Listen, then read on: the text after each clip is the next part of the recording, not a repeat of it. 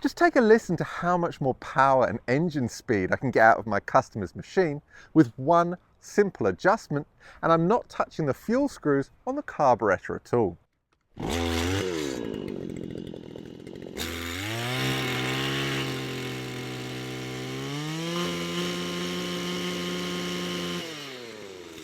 If your Stihl line trimmer feels underpowered, is hard to start, or won't reach full engine RPM, there's one hidden adjustment screw that might need setting. Over time and with use, your throttle cable on your machine will stretch and it will stop you from reaching full engine RPM and therefore be down on power. And you may assume it's just an inconvenience, but what if I told you that it can actually cause your engine to run lean and ultimately lead to damage?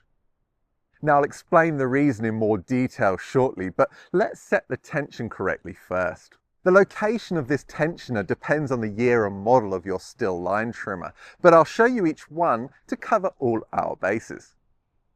Take a look at the side of your carburettor closest to your recoil. Now it may be easier to remove either the top or the side cover if necessary to give you the access that you need.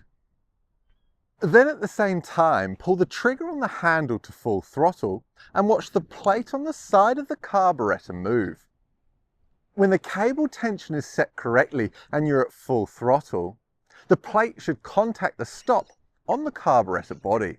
Now if it doesn't, you need to remove that slack for your engine to run optimally. The first adjustment may be on the handle itself. You're looking for a small cutout behind the operator presence lever. Inside that cutout, there's a notch that you can push down and back towards the engine with a small flathead screwdriver until you can't go any further. Now, if your machine doesn't have this notch in the handle, you can skip this step entirely. From here, simply repeat this process of pulling the throttle lever fully to see if that throttle plate is now contacting the stop.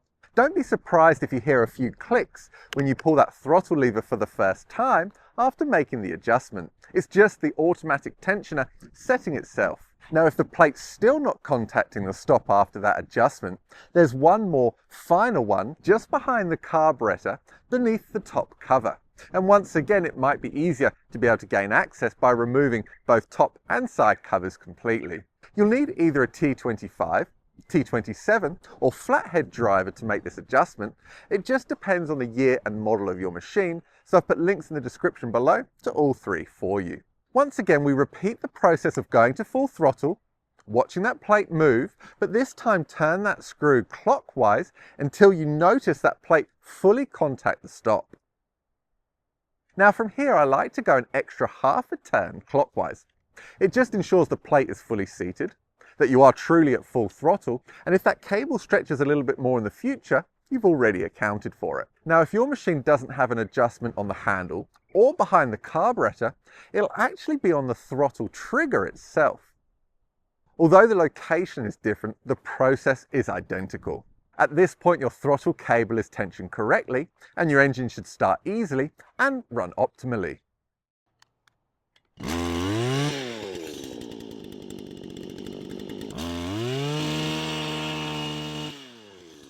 Remember earlier I said that by not doing this adjustment can cause your 2-stroke or 4-mix engine to run lean and potentially lead to damage. The reason being is that on most Stihl carburettors, they don't have a part throttle fuel supply. Instead, you've got one for idle, you've got 2 more behind that for progressive idle or acceleration, and then you've got a final one for full throttle operation. Between about half and 3/4 throttle, there's this flat spot. You're at the very limit of fuel supply from the idle and progressive idle drillings, and neither of which are designed for part throttle use under load. And you're not getting the fuel from the main nozzle yet either.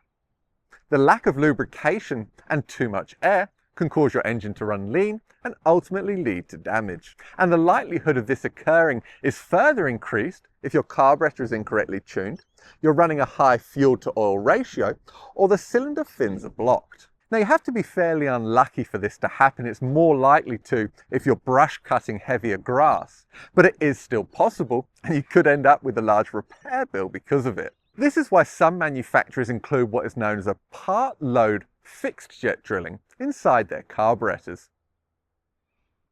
Other manufacturers use a rotary type carburettor, which offers an even more consistent fuel supply in any part of the rev range. Hey, if you've enjoyed and found today's video helpful, I've got so many more just like it up on my Patreon account. It's full of tips, tricks, and additional tutorial videos that I haven't uploaded anywhere else. There's also an instant messaging group chat, a live video feature, as well as a direct messaging service straight to me.